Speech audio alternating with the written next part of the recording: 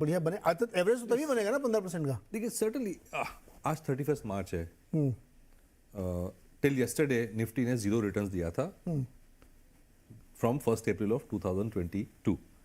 अब आज क्योंकि मार्केट 1.5-2% ऊपर है तो शायद हमारे रिटर्न्स पॉजिटिव आ जाएंगे, डिविडेंड ऐड करेंगे तो शायद निफ्टी 3-4% का रिटर्न दिया है लास्ट 12 महीने में। उसके पहले भी चौपी रहा था। तो मेरे ख्याल से अर्निंग्स ग्रोथ जब तक आ रहे हैं और आ रहे हैं क्लियरली, हम एक्सपेक्ट कर रहे थे कि शायद 20-22% ग्रोथ आएगा फाइनेंशियल ईयर 23-24 का, वो शायद अब 17 से 16 इतना हो जाएगा, थोड़ा डाउनग्रेड हो सकता है, लेकिन फिर भी अर्निंग्स ग्रोथ है। तो जैसे जैसे टाइम पास करता जाएगा, ऑलरेडी मार्केट एवरेज वैल्यूएशंस पे आ गया है, थोड़ा ही ज़्यादा वैल्यूएशन पे है एवरेज से, लॉन्ग टर्म एवरेज से, और नेक्स्ट 3-6-8 महीने जब देखेंगे तो वैल्यूएशन रोलिंग बेसिस पे और भी कम होती जा रही। तो मेरे ख्याल से अब जो निफ्टी लेवल पे मैं अगर कहूँ और even at the broader market level froth है, लेकिन इतना नहीं रहा जितना पहले था। तो ऑलरेडी हम 1.5 साल का करेक्शन देख चुके हैं, टाइम करेक्शन हो चुका है, प्राइस करेक्शन भी हो चुका है। 18,800 का पीक हमने देखा, आज 17,000 के लेवल पे हैं।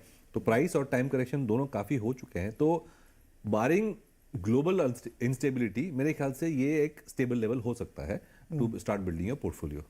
यहाँ से स्लोली आप इंट्रोडक्शन। अच्छा, एक सेक्टर का आपने जिक्र किया डिफेंस का, क्या ये एक स्पेशल सिचुएशन इवेंट है या ये एक बहुत ही लंबी लॉन्ग टर्म की स्टोरी बन रही है? ये मैं कहूँगा स्पेशल सिचुएशन है, but it's a long term special situation, क्योंकि वेरी क्लियरली गवर्नमेंट की आंख खुल चुकी है। एंड जो जिस तरह से स्टेटमेंट्स आ रहे हैं कि X% ऑफ डिफेंस प्रोक्योरमेंट 75% तक ऑलमोस्ट कर देंगे, वो आपको फोर्सिबली डोमेस्टिक से ही खरीदना है। तो ये एक बहुत ही बड़ा किक स्टार्ट है for the local manufacturing in defence. और छोटी से लेके अनलिस्टेड में इतनी सारी कंपनीज हैं और लार्ज ग्रुप्स तो ऑलरेडी हैं ही इसमें। तो ये क्लियरली एक डायरेक्शनली मल्टी ईयर स्टोरी बन सकती है, not only in defence but similar things on railways also.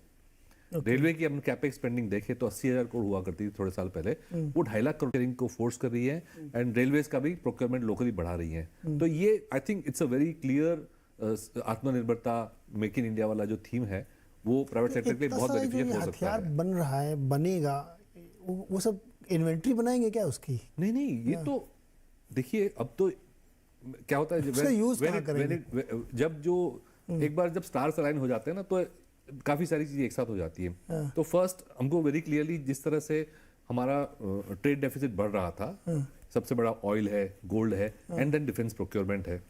तो डिफेंस प्रोक्योरमेंट में तो न सिर्फ फॉरेन एक्सचेंज की बात है, बट नेशनल सिक्योरिटी की बात है कि भाई आपको क्रूशियल टाइम पे अगर आपको रिप्लेसमेंट्स नहीं मिलेंगे, मेंटेनेंस नहीं मिलेगा, तो आप कैसे करोगे देश को डिफेंड। तो ये क्लियर एक आफ्टर 2020 जब से चाइना से हुआ एक स्टिमुलस मिल गया कि भाई खड़े हो गए सब, के नहीं अब तो करना ही है इसको। तो not only in defence capital procurement but even borders में जो काम हो रहा है, नॉर्थ ईस्ट में जिस तरह से रोड नेटवर्क बन रहे हैं, सारी जो चाइना बॉर्डर पर रोड नेटवर्क बन रहे हैं, वो itself is a big stimulus. तो ये है। और हमने ये देखा है कि जब एक इंडस्ट्री में प्राइवेट सेक्टर आता है तो इनोवेशन अपने आप ही आ जाता है। करेक्ट।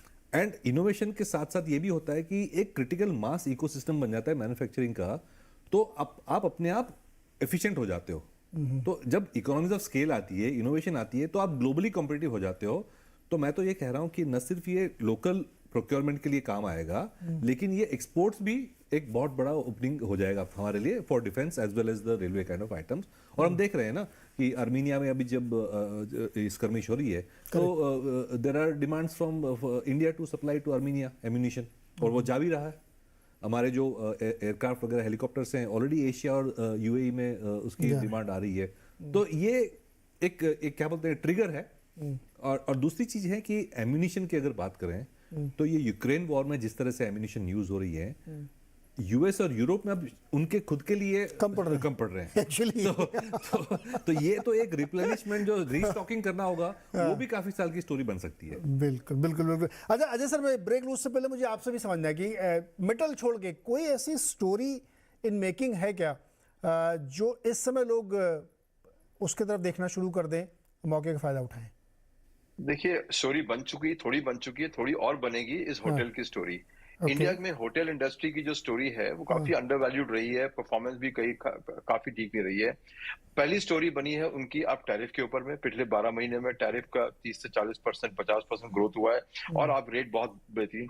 दूसरा टैरिफ स्टोरी बन रही है कि उन्होंने बिजनेस होटल की जगह लेजर होटल पे फोकस कर दिया है और आप उनमें कई सारे सब डिविजन्स किए हैं। और इस माहौल के अंदर में 2 ही 3 चेन्स हैं, 2 चेन खासकर इंडिया में, एक इंडियन होटल की, एक आईटीसी की है, जो सुप्रीम मार्केट शेयर पे बैठी हुई है। ऑलमोस्ट मोनोपोली है कि अगर आपको कोई भी लाइसेंसिंग करनी है होटल की, अपने रिजॉर्ट की या किसी अपने कॉटेज की, तो आप इन्हीं 2 चेन पे आते हैं। तो मेरे हिसाब से एक बहुत बढ़िया स्ट्रक्चरल स्टोरी होटल में बन रही है और वो बियॉन्ड होटल है। होटल नाम एक्चुअली कंपनियों का है, बट आपने देखा होगा उन्होंने कहा आमिया स्टे ले लीजिए, उन्होंने कहा रिजॉर्ट ले लीजिए, अब तो आप ताज में भी आईटीसी से आप एक कॉटेज भी 4 बेडरूम का भी आप ले सकते हैं। तो जो ब्रॉड बेस किया उन्होंने नेटवर्क अपने सिस्टम को लेजर ट्रैवल के लिए, आई थिंक वो एक सबसे बड़ा लॉन्ग टर्म बेनिफिट मिलेगा खासकर इंडियन इकोनॉमी के अंदर में, बिकॉज आप लोकेशन उतनी ही है जितनी आप मिल सकती है आपको आज की तारीख में, और डिमांड इस प्रोडक्ट की बढ़ती रहेगी। तो मेरे हिसाब से अगर इंडिया को देखेंगे कंज्यूमर में, सबसे